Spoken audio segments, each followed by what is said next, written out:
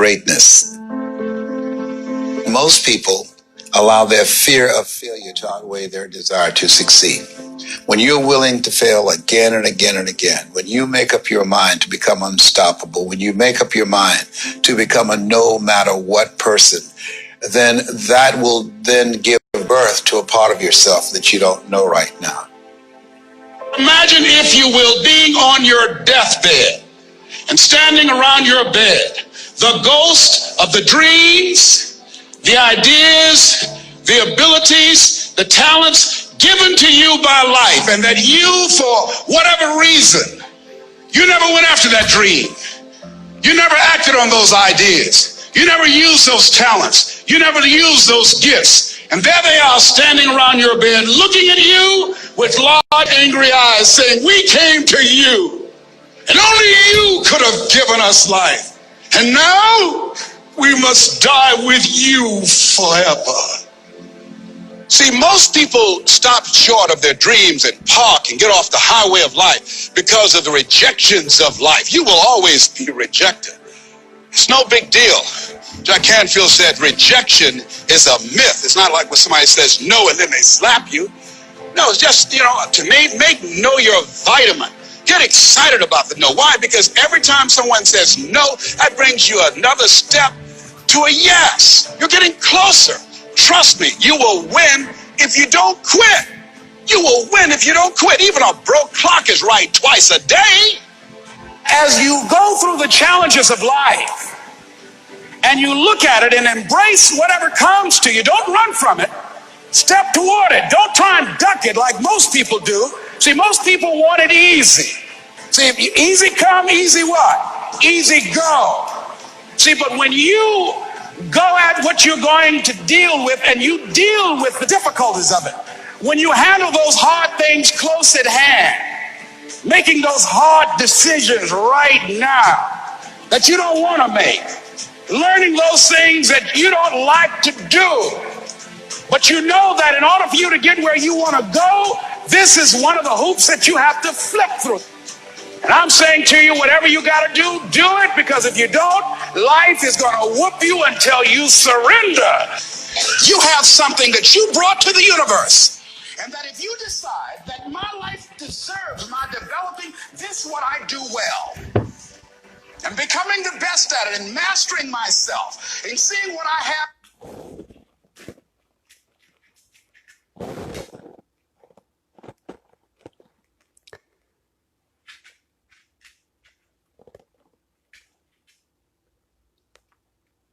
There's no saying. Those who forget their past are doomed to repeat it.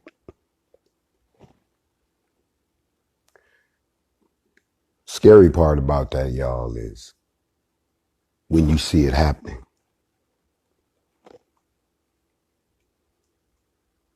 It was Dr. Martin Luther King that said, I hope to live a long life. Longevity has its place. But then there was somebody else that said,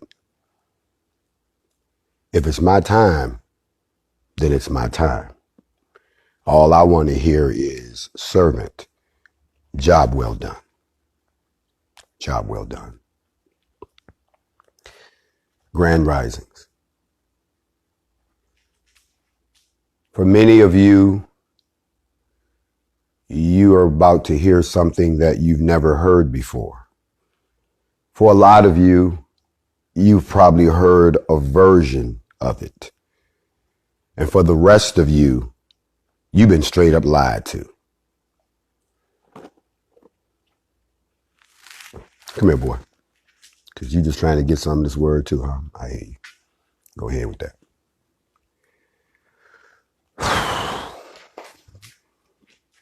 5 years ago, to this day, I remember we were already caught up in a lot of high-profile shootings by police officers of black men. There were all kind of demonstrations going on, and people were rioting, and this was the time of Mike Brown and Trayvon Martin and Tamir Rice. All of these cases were happening. And there were a lot of us who thought that those days were gone, that when it started up again, that what is this? So immediately, a lot of us were like, not no, but held to the no. We weren't going to allow it to come back. We would go anywhere, be anywhere to confront this threat, not to protest, but to confront the threat, because those of us that remembered were like, oh, we're not letting that come back.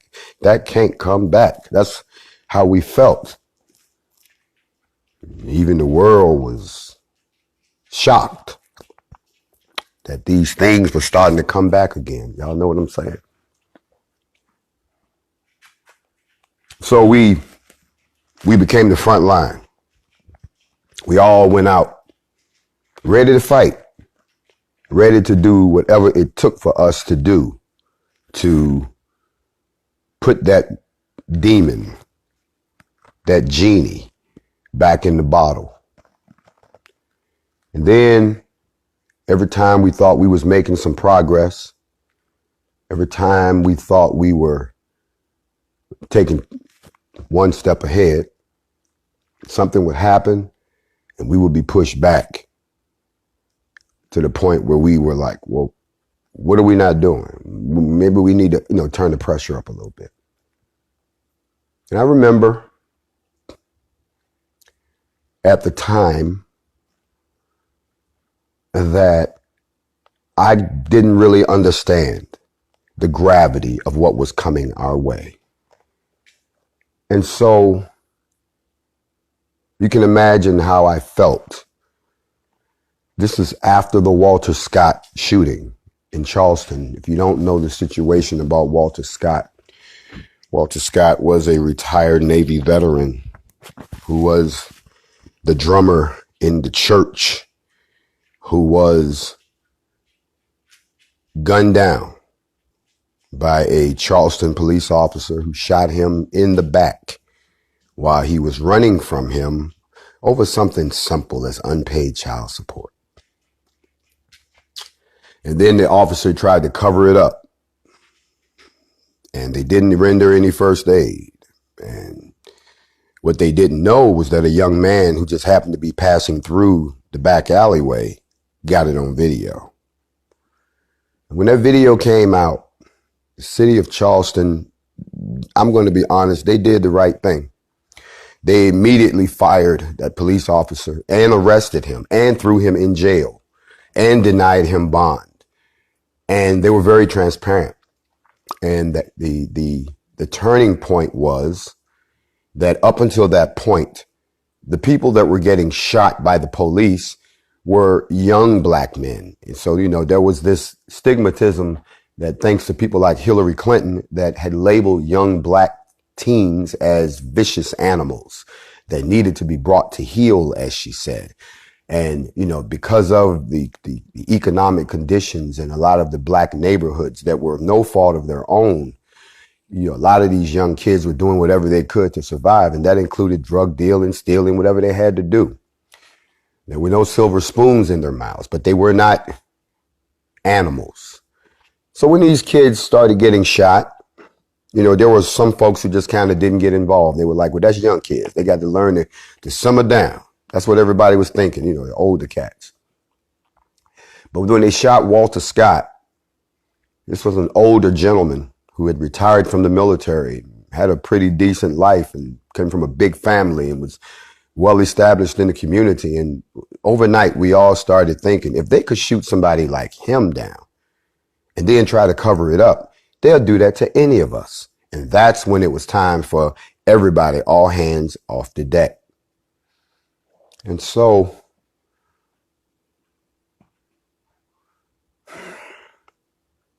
we went down to Charleston.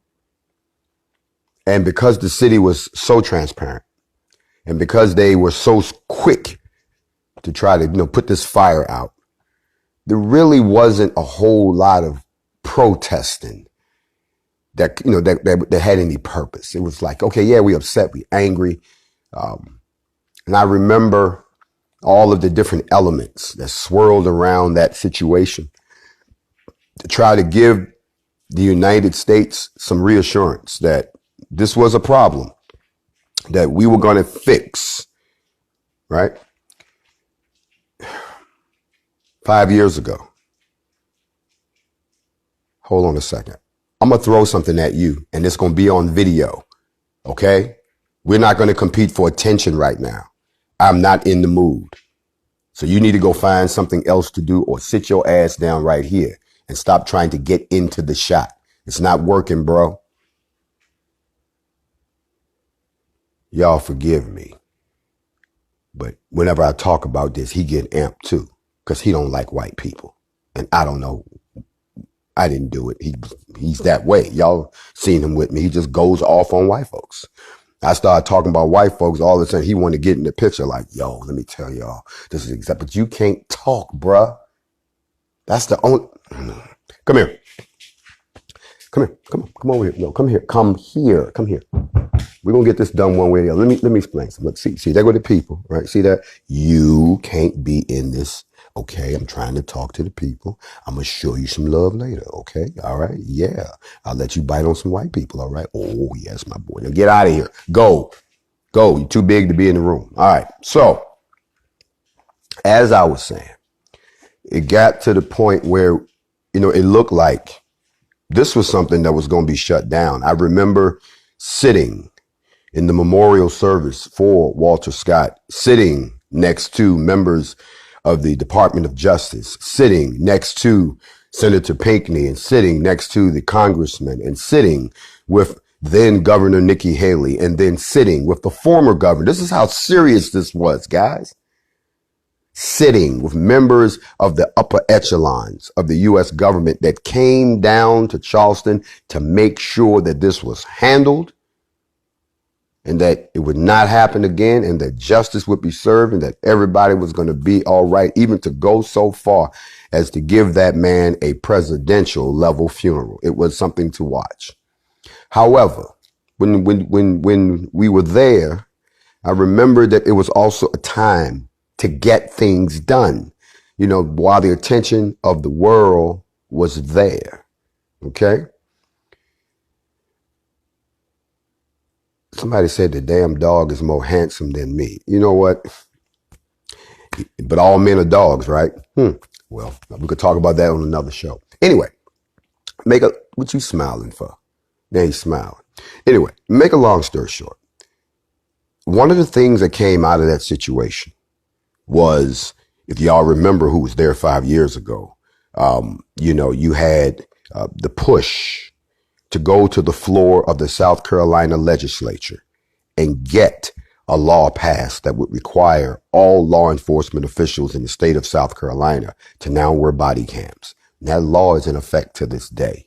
Now, they weren't happy about it. We knew that. But the fact of the matter was, body cams were supposed to be the save all. As you all have seen in the last 5 years, they go around body cams. The original design for the body cams was that they could never turn them off. The original design for the body cams was that the data would be transmitted back to a central location that had nothing to do with the police department. So the police department couldn't even turn it off. That was what was proposed. And everybody said, yeah, well, how are we going to pay for them and all that bullshit? They didn't care. They was like, get it done, get them deployed, blah, blah, blah, blah, blah, blah, blah. And right after that happened, everybody was like, cool, we have arrived. So you can imagine that I left South Carolina thinking that, you know, this thing actually works. This really works. We can actually talk to these folks, get some stuff done. Things go wrong, we fix them, we move on.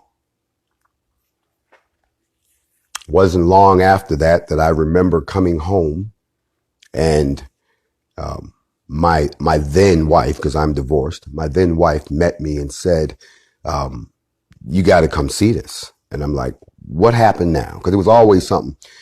And I just sat there and I watched the news of what had happened.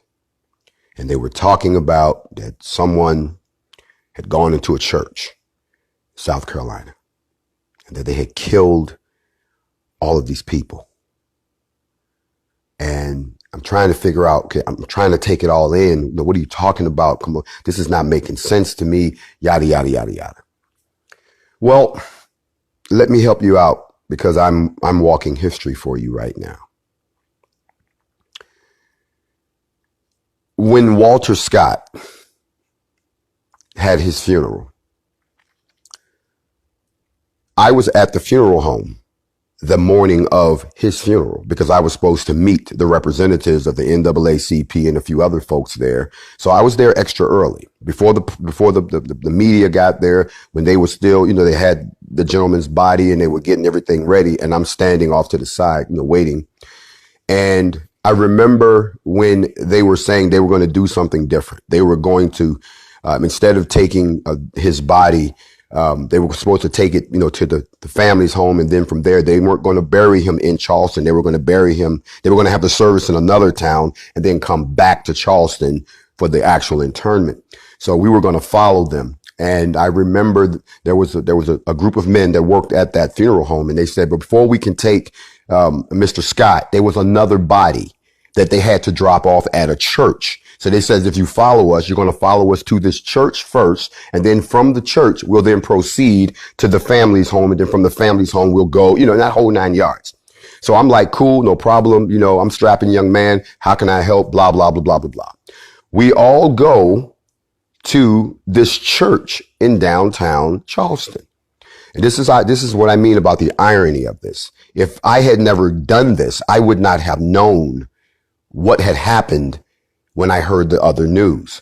Because when they got to this other church, they said, we need help taking the body up the stairs into this church. This was the Mother Emanuel Church.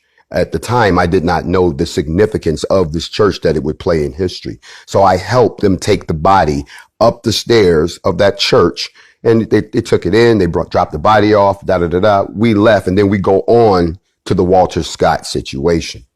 Now roll the clock ahead, and now I'm watching the news, and I know exactly what church this is they're talking about because I've been there. And I'm going, what happened? And the story is unfolding, and I'm going, wait a minute. One of the people that they named was someone that I sat and talked with about the whole body cam situation in South Carolina that was willing to go to the floor of the South Carolina legislature. And I'm sitting there going, well, he's a sitting congressman. What do you mean he got killed in my mind is like completely blown, y'all. I'm like, no, hold on a minute. The hell happened here? And as the story began to unfold, as we began to learn what had actually happened, I don't think that I packed my bags fast enough. I don't think that I don't think that I ever moved on a situation so fast, because he was a good man. He was an intelligent man. He was a preacher. He was a pastor, but he was a congressman, a sitting congressman of the United States. And I'm hearing that he was shot and killed in his church with his worshipers. By who? So 5 years ago, yesterday was the actual day that the killings happened, in case you all don't know. It was 5 years ago yesterday that a white supremacist, young white supremacist, whose name I will not mention. I don't give him I don't raise his name up. Allegedly drove all the way from Columbia, South Carolina down to Charleston, which is quite a ride, which I never could figure out why, if you wanted to kill black folks in a church, why didn't you just go to one of the ones right there in Columbia? Why did you have to go all the way to Charleston to kill these people, but more specifically to target this congressman who was responsible for the body cams that came out of the Walter Scott situation? Additionally, just to be fair in this discussion this morning, at the time that this happened, I was still under the influence of the slave master's religion. I still believed in the Holy Ghost and Jesus Christ and the Trinity. I believed that the gospel of the 66 books that had been canonized I was a believer then. And in my mind, it was more devastating that they attacked the church than the fact that they attacked these people because they were black. I'm showing you all how they control us with religion. I couldn't even see my racial rage beyond my religious rage. I was more so upset that you would attack a house of God, that you would enter into his holy temple and then execute the man of God and those people who were worshiping at the time. You see how that overrode my racial rage? It wasn't that a white boy went down there and killed a bunch of black people. It was the fact that you entered into a church and you killed these people while they had their head in the book. And so I returned to Charleston. When I returned to Charleston, I saw what I expected to see. Yes, I saw a lot of people who were shocked. I saw a nation that was grieving again. I saw a lot of anger. The anger wasn't directed at the police department. The anger was directed at white supremacists, racists. That's who the anger was directed at. But I also saw how disjointed we were. I saw how unorganized we were. I saw how there was no consensus, black people, of how you wanted this to be handled. What was the response going to be? And not to mention images of the perpetrator being arrested peacefully and then giving a ride to get something to eat on his way to being incarcerated only infuriated us even more. On the ground, the people in South Carolina were saying, oh, that's nothing but the tip of the iceberg. South Carolina, South Click, if you own here, you know I'm telling the truth because I was there. Dead in the middle of it. And it was that they were trying to stop a powder keg from exploding. Let's get this one handled the way we handled the Walter Scott situation. But instead, what I saw instead was a division because there were those folks who just wanted to burn the damn town to the ground, kill all the white people and just live in anarchy with no type of a fallback plan or a support instruct. They just wanted to tear up shit. And that was it. Well, that wasn't going to work. Then there was this other group of people who were looking at it from a religious perspective. And they were like, no, these were believers that were killed by the enemy and their souls need to be uplifted. And there was that part going on. And then there was the traditional in the middle attitude that, look, y'all, we got to come together and unify. We can't let this consume us like this. We cannot be consumed by hatred. We have got to I saw somebody in the comments said there was no leadership. Bingo. You hit the nail right on the head. There was no leadership. There was no one focal point that people could go to say, can you go talk to your people for us? Find out what they want, write down their demands, bring them back to us so we can sit at the table and try to at least help y'all and meet y'all halfway. There was nobody out there that was doing that. It was just anger and people just running around. And you got to realize that you're still in the dirty South. So at the end of the day, you're outnumbered, you're outgunned, you're out-resourced. So is that really what you wanted? But y'all was acting like you wanted it and it just got crazy. Oh, it was y'all acting like this, what's happening now? Trust me, 5 years ago, today, I watched from a distance and I watched the whole thing imploding. And then I watched our president at the time, Barack Obama, go on TV and talk about how this had visibly shaken him and disturbed him. And that he too was distressed that it was a sitting congressman. You see, the media tried to downplay that. They kept saying he was a reverend, he was a pastor. They'd be like, no. This was a sitting congressman that was assassinated. But they, they had a bunch of white boys who was Republicans that was playing baseball. Y'all remember they was playing baseball at the little baseball diamond over there in D.C. and somebody rolled up and aired the joint out. Oh, it was breaking news. Congressman attacked. But for Senator Pinckney and all of the people who were with him, it was just, they broke it down to this little story about it was a reverend in the church with his parishioners and they got shot. We're like, no, this is bigger than that. This is much bigger than that. And I watched like I always do. I watch first. I'm very analytical. I don't just jump into other people's business unless I don't see them handling their business and it might affect me in the long run. So I went back to Charleston, South Carolina to pay my respects to my friend. I didn't come to make a speech. I didn't come to protest. I didn't come to demonstrate. We had already done all of that and everything was supposed to be good and fine in South Carolina. But we get down there and things are just as chaotic as before. There were a lot of people that came out of that situation that tried to be leaders and tried to step to the front, but they couldn't build a consensus. When I came back down there, I had already learned my lesson at the hands of these people before, that sometimes you got to let family fight family to fix family. You can't get in the middle of it.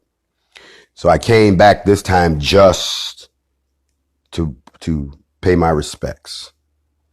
And while I was there, I watched the division between the young folks and the old folks who represented the organizations like the NAACP and the National Action Network and, the usual suspects.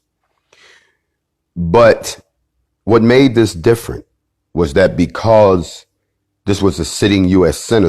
congressman, that the president himself and all of the members of Congress and all of the members of the House of Representatives and all of their aides, all of the significant folks in the game, Michelle Obama, Joe Biden, Hillary Clinton, Jesse Jackson, and you name them, they was there. All of the big wigs were coming to Charleston to lay to rest this sitting congressman.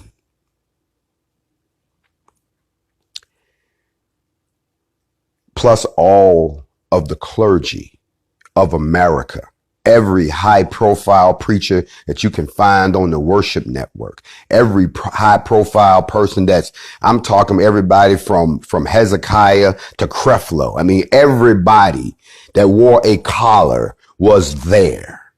The whole AME was there. This was a huge event. There were 8 other people in that church that were murdered. There were 8 other people whose lives were cut short while they were worshiping. Conspiracy theorists will tell us that it was a hit, that it was payback for what had happened before, for them putting away, because the white boy went to jail. They used to be a cop. And now they got to wear body cams and the black folks felt empowered and they didn't like that shit. They didn't. 5 years ago today. So, and I'm telling y'all this because they've gone out and done their best to erase this. They're erasing our history. They've already erased the Million Man March. That's nowhere in the history books anymore. And it really happened. They're erasing the truth about what really happened down there also. So since I'm a living witness and a living participant on this day, I want to pay homage to those 9 people who are casualties of an ongoing war against us as a people in a country that was built by us for white folks.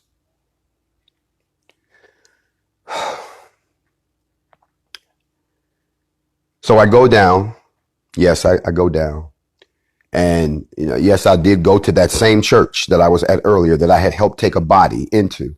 But now it's a shrine. Now it's media everywhere. Now there are people all out there crying. And It was sad, y'all. It was, oh my God, it was so sad. You had to, the emotion in the air was 10 times more than what we're seeing today. It was so thick you could touch it with a knife. It was a moment.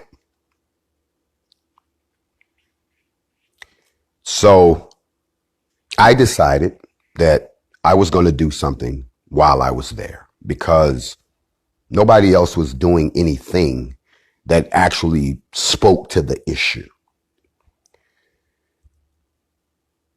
Without going to any of these so-called activist groups, no, we didn't pick up the phone and call Black Lives Matter. No, we didn't pick up the phone and call the NAACP. No, nobody thought to call Al Sharpton and the gang, Cool and the gang, whatever you want to call them. No, nobody picked up the phone and called the Urban League. Nobody called any of those people. Instead, what we did was we just went on Facebook because Facebook was big then. Facebook was really the place to be. Instagram didn't exist. Facebook existed. So we went on Facebook and came up with this idea. If we could get just enough people, if you know anything about Charleston, Charleston is split. There's North Charleston and there's South Charleston. North Charleston, Mount Pleasant, is very wealthy, suburbish, affluent, and white. South Charleston, which is where all the jobs used to be until they took away the Boeing plant and the Navy or whatever was going on. But here you have most of your black and brown folks that, you know, they're over policed and jobs are scarce and they hassle the club owners and they overtax them. There's all kind of craziness going on. Y'all know I've been down. I know. So there's a bridge that spans North and South Charleston, South Carolina, the Arthur Ravenel Bridge. He is a racist, but we'll deal with that later. But this was a beautifully 2-mile long bridge. If you go, you see it's got the spires with the cables that come down. Very beautiful bridge. The idea was if we could get up on that bridge and get a bunch of people just to lock arms, we would make a chain across the entire bridge. And then for 9 seconds, we would be quiet for each one of the 9 victims. That's all we were going. This had nothing to, it was not a protest. It was not a march.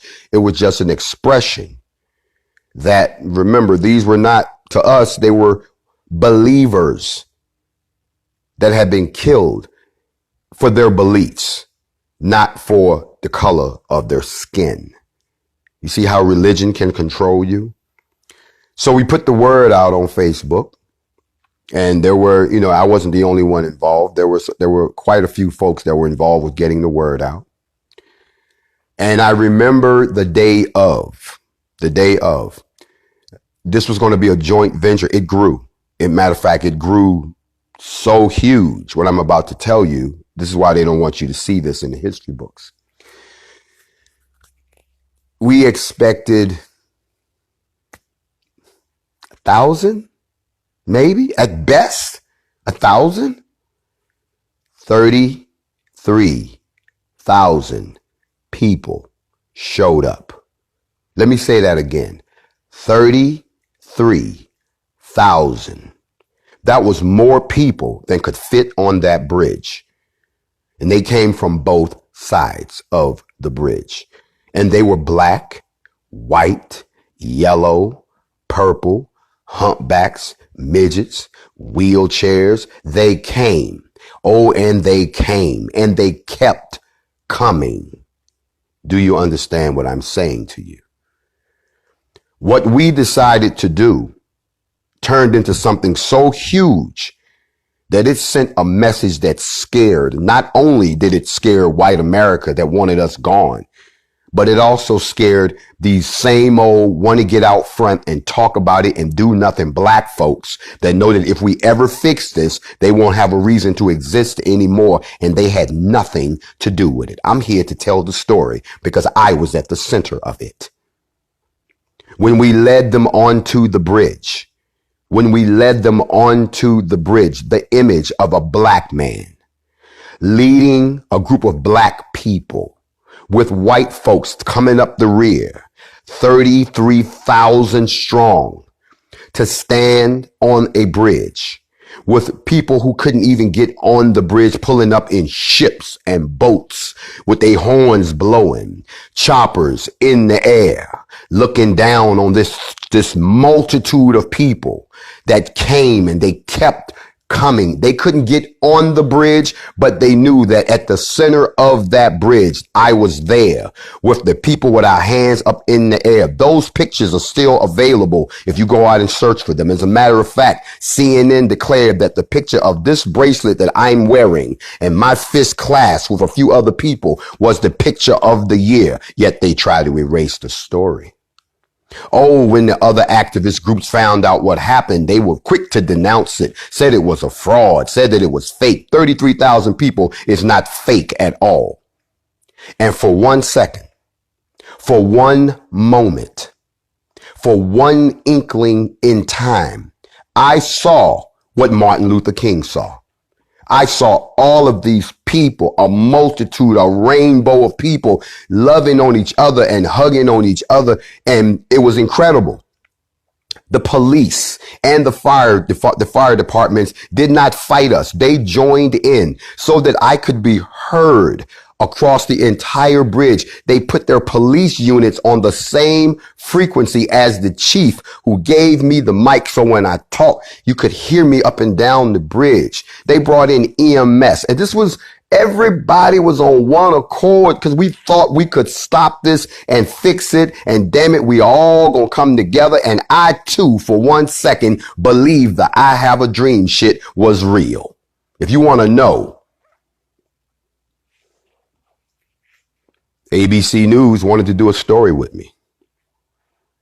People Magazine did a story. Washington Post, the New York Post. Every network began to pick up what had happened. Because you see, this wasn't something that was a protest. It wasn't a march.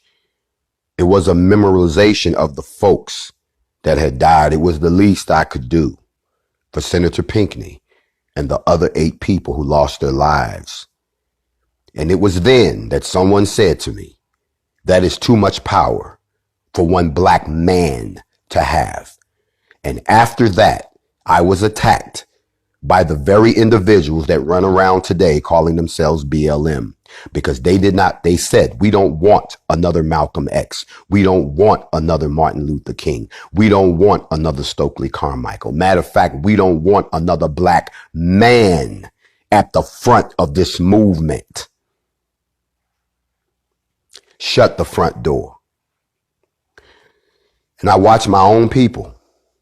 I watch my own people, and I begin to realize that our problem is not just them, that the majority of our problem is us. It's sad when people walk up to me today and say, hey, I love what you're doing. I mentioned you to another prominent leader and they said, I don't fuck with him. And they said, why not? He's not legit. And they said, what do you mean he's not legit? He's about empowerment, unity, and defending our people. The fuck you mean he's not legit? And they can't say nothing, because that means that what they're doing is not in your best interest. And what I'm doing was in your best interest. I left off that bridge. If you go look up the Bridge to Peace, or if you can find it. Fortunately, I had all of my people collect every video that we could find that has disappeared from YouTube, disappeared from Google. That was a great day for us people. They erased it, but we have all of the originals. So, I keep receipts. 5 years ago today, 5 years ago, that is what inspired me to run for the presidency. Because I then realized, if I got this many white people behind me, I can turn these into votes. And I can get into the White House now. And then I can use executive power to do everything that would have prevented what's happening to us today. And when those good white folks realized that I was running for president, they hurry up and made sure y'all didn't find out about that. They systematically blocked out everything that me and a bunch of other people did. You see, y'all need to understand, I've been fighting for you for a long, long time. I just had to keep changing my methodology. I tried to be peaceful. I tried to be Mr. Kumbaya. I tried to be the mediator. I tried to be the negotiator. And then I found out that I have to be the eliminator now, that I have to become the exterminator, that I have to become the separator, that I have to become the one that has got to do what nobody else wants to do, and that's pick up a gun and fight back. And even for that, some of you bourgeois Negroes are sitting around criticizing, sitting around talking about he's a plant, he's an agent. Why would you say something like that when someone comes along who tries to help you, unless you are that person, or you hate your people and you just want to put on a front like you don't? Or you get up here and you talk like you intelligent, and you talk like you know all of the scriptures, and you talk like you all about black power, and you talk like we your brothers and sisters, but you do nothing to alleviate our situation. And if anybody comes along who does want to do that, you quick to tell somebody, don't trust him, don't believe him. But the people are different today because the spirit is listening.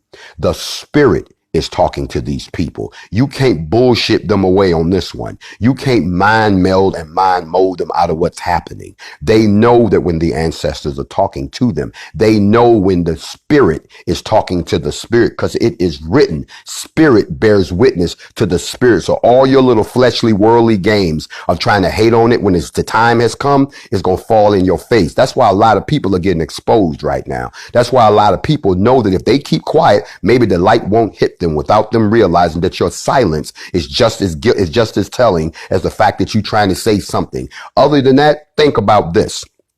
All the white people in the world that's watching what's going on right now that are so silent. Silence is agreement. All the black people who see what's going on right now, and they putting forth these watered down solutions, but yet they're not doing anything. They're not putting their money behind anything. They're not trying to back anything. They're not trying to be a part of anything. That means they're a part of it. Come on now. You got a mouth any other time. You can get on the mic and say all kind of stuff. You can get on World Star and do all kind of stuff. You always on TV talking about, you always on some talk show, you always on the radio, you always want to have a debate, but you don't always do anything. So don't hate on somebody who actually comes along and wants to do something. You see, the difference between me and you is, you see, yes, I'm just as pissed off, I'm just as violent, and I'm just as ruthless, but I'm also just as intelligent, I'm just as learned, and I'm just as connected to the Father. And that's what y'all don't have. A lot of y'all are one or the other. You're not both. 5 years ago, I thought we put this demon to rest. 5 years ago, we did the Bridge to Peace, 33,000 people. And then the next day, we had the funeral. And I went to that funeral. And it was like trying to get in to see Michael Jackson. They had very tight control because the president was going to be there. And I remember I just hoped to get in and sit in the balcony and just watch the whole thing go down. If I couldn't, that was cool. I would just go home and watch it on TV. And I remember looking at how they had lined up all of the clergy, all these famous preachers. They had them all in black behind the hearse. If you were there, you remember this. And there were so many people out there with cameras taking pictures and trying to capture the moment. And I remember somebody called my name, and I turned, and it was the guy who was the head of the Department of Justice. And he remembered me from our interactions with the Walter Scott situation. And he says, "My man, what are you doing here?" And I said, "Well, I'm here to see my friend off." And he says, "Come here, I want you to meet somebody." And they took me into a little diner that was right there near the spot. And he says, "This is my replacement. This is the person that's going to take my job, replace me at DOJ. And I want you to meet him." And he says, "Are you going in?" And I says, "Well, no, I'm just here." And he was like, "No, you're coming with me. Come on. Show you how he works. This is favor. Y'all watch how he works. It is written that when you are on a mission for Yah, he will bring you before great people." And so I'm like, "Well, okay, well, I don't have any credentials." He was like, "Man, I'm your credentials. Come on." And he walked me past all of the police, past the Secret Service, past all of these undercover cats. All of this is coming in here. And he walked me past all of that. And he took me down the side and through the back where they were bringing in all the politicians and so forth. And there was all of this law enforcement. And he said, he's good. He's good. And the next thing I know, I'm in the arena, and I'm not in the arena where the crowd is. He brought me to the backstage. The first person I ran into was Hillary Clinton. And I'm standing face to face with Hillary Clinton. I ain't got nothing to say to her. I didn't want to meet with her, but she's standing there. So I'm like, how you doing? Small talk. You know what I'm saying? Then I turn around. There's Lindsey Graham. Y'all know racist ass Lindsey Graham. He's standing there with his hair all slicked back, shining and shit. I'm like, okay, so everybody's up in this joint. And, everybody's there. And I'm backstage now. And he says, come on, we're going to seat you down. And they sat me on the front row, on the same row with Michelle and Joe and Hillary and all the rest of these clowns. I'm sorry, I got to call it like it is. And I just sat there like, okay. And the president of the United States is going to come out within arm reach of me and give the eulogy. This was why they had all these big preachers talking. And I'm just sitting there like, I'm telling y'all, this is incredible. But I didn't understand what was happening then.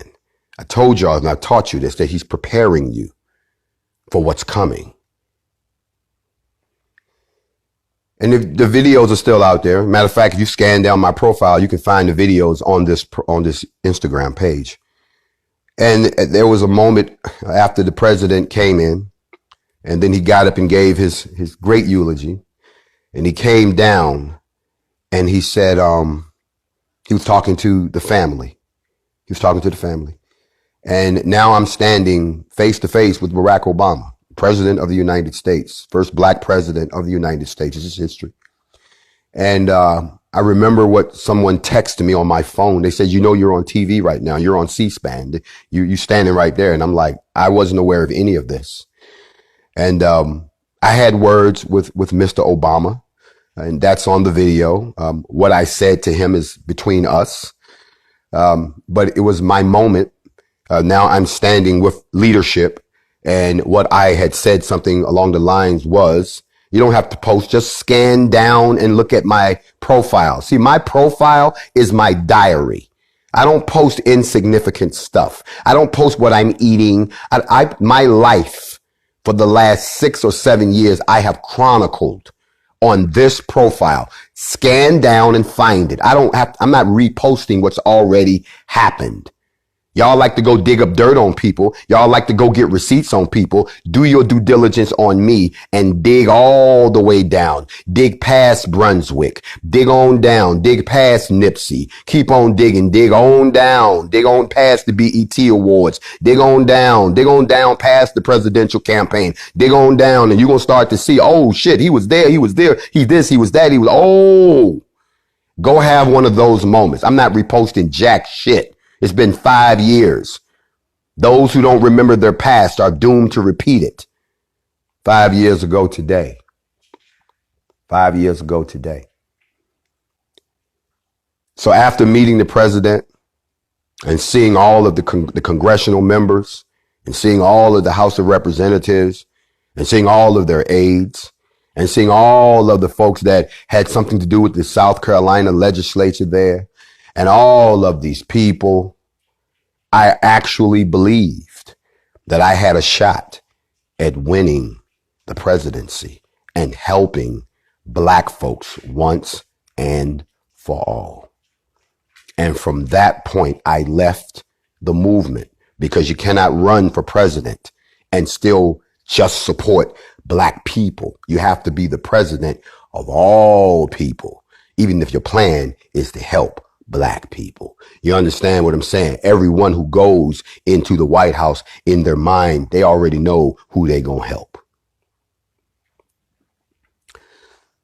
5 years ago, that was 5 years ago today. I used to look back on those days and I look at what happened since. I watched the movement get hijacked. I watched individuals eat off of the movement. I watched people posture on the shoulders of their parents, as if because your parent was great, you great too. Doesn't work that way. I was brought back to Charleston a year later for the anniversary of the Emmanuel 9, for the dedication of the park that now sits out there and so forth. Matter of fact, if you scan down my profile, you'll see me and Shirley Caesar sitting together. God bless you, Shirley. And sitting next to the mayor of Charleston, with Bernadine King, Martin Luther King's. I hope I didn't say her name, Bernadette or Bernadine, whatever. I'm sorry, I'm messing her name up. But it was Miss King. She was the keynote speaker. And I remember the young ladies who started the Hate Won't Win campaign. And all these pictures are here. This was 5 years ago, y'all. 5 years ago. In those 5 years, we have gone backwards because you all bought into the leaderless concept. There was no one to speak effectively about, yes, Bernice King, thank you. I didn't want to be disrespectful to her name, but I just couldn't recall it at the time. But no leader. And when I say a leader, I'm not talking about somebody who wants to be in the spotlight and say, I'm the king, I'm lead. This is not what this is about. Someone who can go and have the hard conversations and negotiations so that we come out on top, or at least it comes out to a fair decision. Someone who's willing to own up that we are not perfect and we have our own problems, but you will not subject us to those things that created the problem in the first place. That is the purpose of leadership. Also, the purpose of leadership is to be a reasoning voice in the times of chaos. So, those 5 years have taught me a few things. The first thing they taught me was that your own people are your own worst enemy.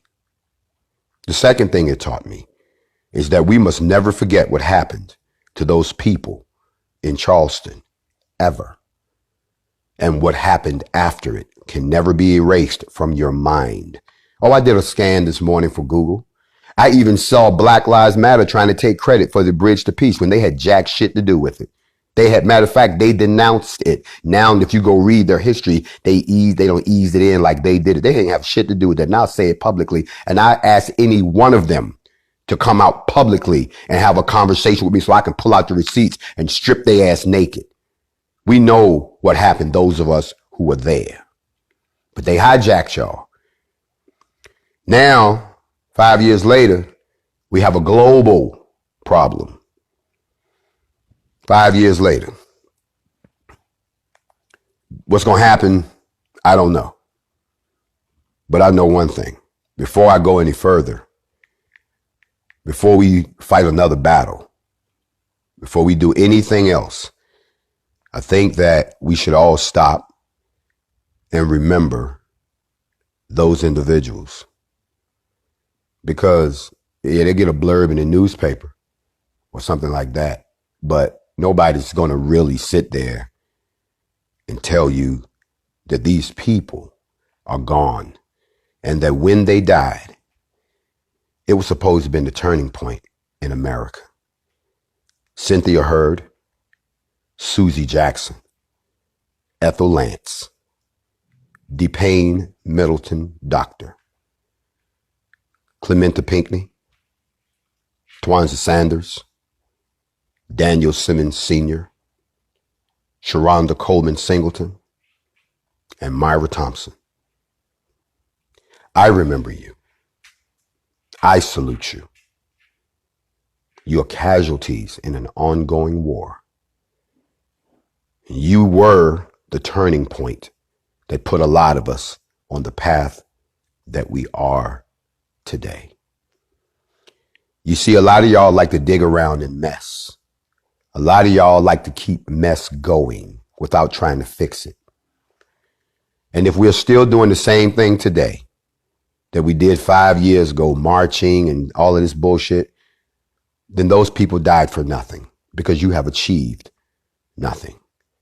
And I reached a point After seeing how they blacked out the presidential campaigns, after watching how they let our movement be hijacked and taken over by some rich billionaire that wants to take your teeth away, after watching the continued abuse by the police, after watching that abuse expand to our women and our children, after watching the same old rhetoric being given to us, after watching all of that, I eventually began to realize that my job and my purpose was not to become the president of the United States and lead a bunch of killers, rapists, robbers, and invaders. It was actually to step into another role. You see, that was preparation. You see, I don't know how y'all don't understand this. You keep your friends close, but you keep your enemies closer. So I've gone through the processes. I understand the intricacies and the infrastructure of this government from the highest levels because I took the walk.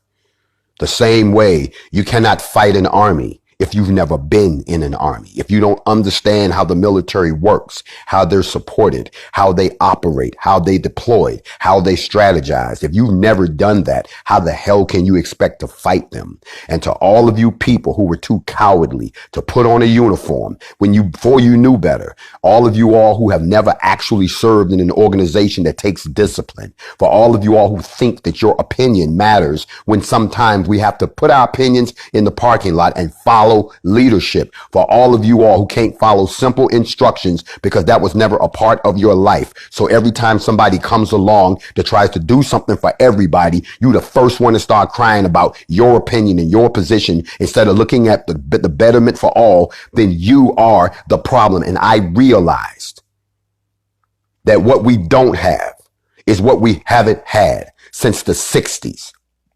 Nobody has stepped up to step behind the same podium that Malcolm X stood behind when they shot him. Nobody has decided to step behind the podium the way Martin Luther King did before they shot him. Nobody wants to step up there and put themselves in the crosshairs. Nobody. That's some selfish punk shit, and I'm not built like that. And I kept waiting for one of y'all to step up. They always want to say that, oh, it's the young people. Y'all act like the struggle just belongs to the young people. That's a cop-out. It's all of us, old people, middle-aged, young, everybody. Not the responsibility of the young folks to go out here and do some shit you haven't taught them about. How you expect them to overcome something you haven't educated them on? How you expect them to fight against an army when they are not an army that's unequipped? How do you expect them to be able to win when you haven't given them the resources to win except running around talking about, I'm scared for my child? So I decided to do it my damn self. And all of y'all out there, I'm going to say it one more time while I'm lifting up the 9 people who died 5 years ago. Y'all all upset about the people that died recently. We've been through this already. The problem is y'all still ain't bust a grape in a fruit fight yet, but you want somebody else to do it. So you can sit back like some scared Negro talking about, I knew that shit wasn't going to work. Look what they did. Well, come on, y'all do something. Stop trying to egg other motherfuckers on to do something that your punk ass won't do yourself.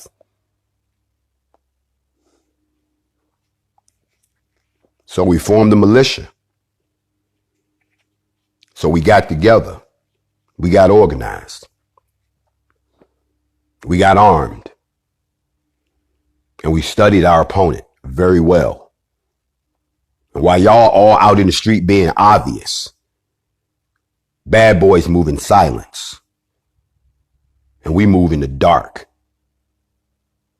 And all of the same people that's sitting around talking about, I think this and I think that. Don't nobody give a shit about what you think. Because last time I checked, I ain't never got shot by a thought.